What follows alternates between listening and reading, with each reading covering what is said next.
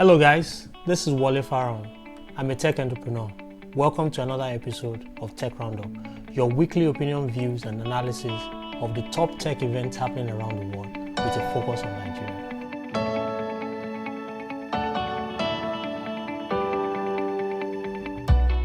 On TechRoundUp today, we'll be talking about credible exits for tech investments in Nigeria, Interswitch's plan to list both on the London and Lagos stock exchanges, as well as examining Uber's new strategy of subscription pricing. Let's get started, guys.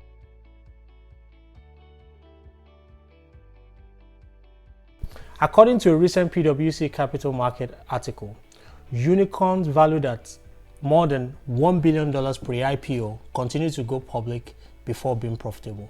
The balance of future growth versus current profitability seems to be tipping, as investors are buying IPOs that will require them to wait longer to achieve profitability.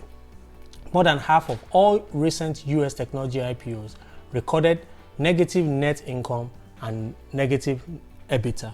EBITDA is earnings before interest, depreciation, and taxes.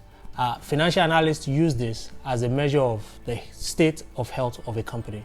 In 2018, there were a total of 40 tech IPOs with 71% with negative income and 60% with negative EBITDA. Let's take this home for a second. The tech space in Nigeria has witnessed tremendous injection of investment rounds from seed to Series B, mostly from foreign investors. In fintech alone, which is a space where I play, there has been over $250 million investment in Nigerian companies since 2016. The question on TechRoundUp this week is, are there enough credible exits for these investors?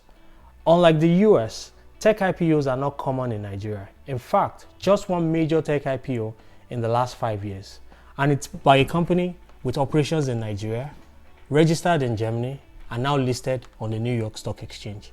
Investors in Nigeria are not necessarily tolerant of negative net income and net EBITDA, as it tells a negative story about the company without consideration for growth. What then can these investors do other than running to New York and London to list their companies? We have a few ideas on TechRoundUp this week. One, we think there will be secondary sales from earlier investors to later stage investors. This will happen as this startup continues to grow and make stride in the marketplace.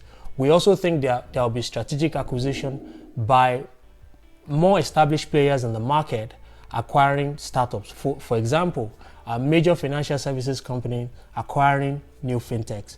Third, we think that investors can create synergy within their portfolio companies, which makes these companies, when they come together, more valuable and more attractive to new investors.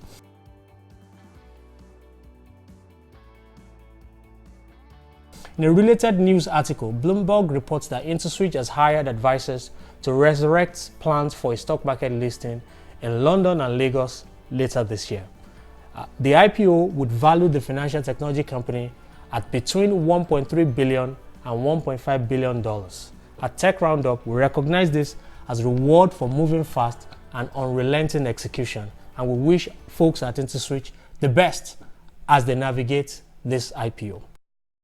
Moving on, Uber is reported to be actively testing a monthly subscription pass that combines rides, hits, bike, and scooters. In this early pilot phase, Uber is testing a few different iterations in San Francisco and Chicago, but each version would include a fixed discount on every ride. The pass cost or the subscription cost will be about $25, which is about 9,000 naira per month. With about 270,000 rides per month and over 9,000 active drivers in Nigeria, this subscription plus reduced per use model could be an income driver for Uber if the Nigerian rider subscribes to it.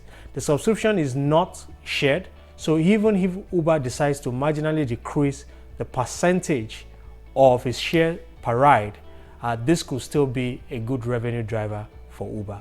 The question on our mind on TechRoundUp this week is this a SaaS model that local technology companies could possibly adopt for sticky service? It sure sounds like a smart move for services that already has a lot of repeat customers. Talking about tech-enabled transportation businesses, Lagos State Government has proposed new regulation, including licensing fees required for bike-hailing transportation companies to operate as part of local transportation infrastructure. Under the proposed regulation, each startup will pay an annual licensing fee of 25 million naira for the first 1,000 bikes and then 30,000 naira per bike after the first 1,000. The startups will also be required and expected to pay annual taxes on their revenue. We don't see this having too significant impact on some of the well-funded startups in this space, but it could sure be a major barrier for new entrants. The question here is government jumping to regulate this vertical too quickly? Is this going to deter new innovation from coming into the space?